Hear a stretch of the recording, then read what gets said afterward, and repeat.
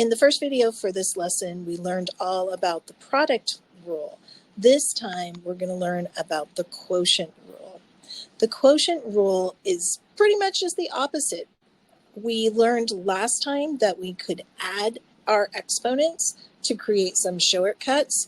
This time, take a look at what we're going to do. We're going to take this m and this n, and we're going to subtract. We're going to subtract each of those. So shortcuts that we could take, if I have 5 to the 7th and 5 to the 3rd, I could just take 5 to the 7 minus 3, and I get 5 to the 4th. So let's go ahead and try a few of these problems so you can get a better understanding of what we're doing.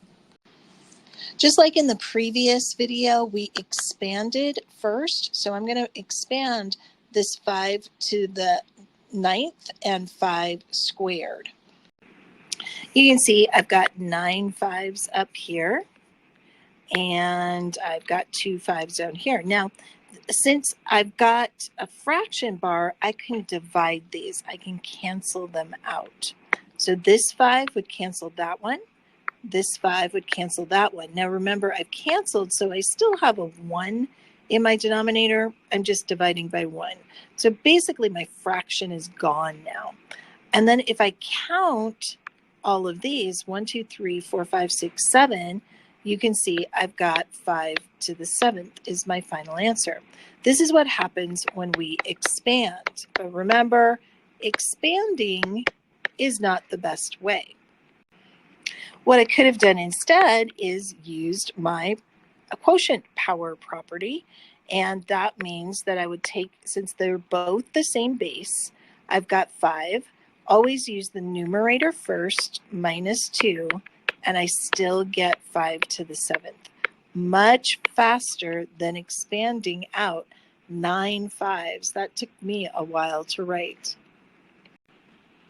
In our next example, we've got numbers and variables. So right here, you always want to split those apart. So here's what I'm talking about for this one. I'm going to just create 2 separate fractions. 3 over 12 with the numbers, and x to the 7th over x to the 3rd with the variables. Then I'm going to simplify this and rewrite this with my product rule.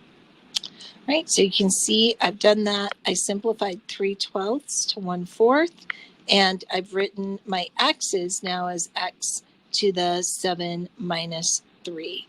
And all I have left is to just simplify that and put it all together. This will equal 1/4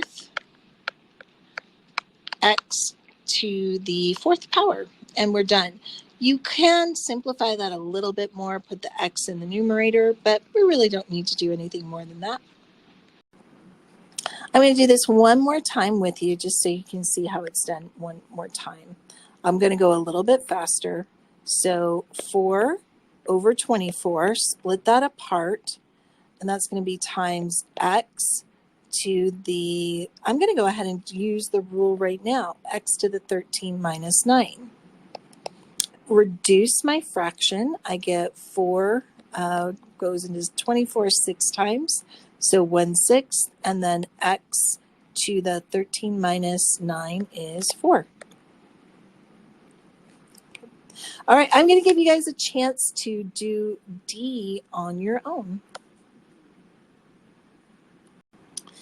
This one is a little bit trickier since 6 did not go exactly into 14. You're just going to reduce it by dividing by 2. I get 7/3 times x to the 5th power. And hopefully that's what you found too. I have some news for you that I think you're going to like. These ones in example 3, I'm sure you were looking at them going, they look really hard. We are going to skip them, and there you will not have any problems this difficult in Delta Math. Yay! You are welcome.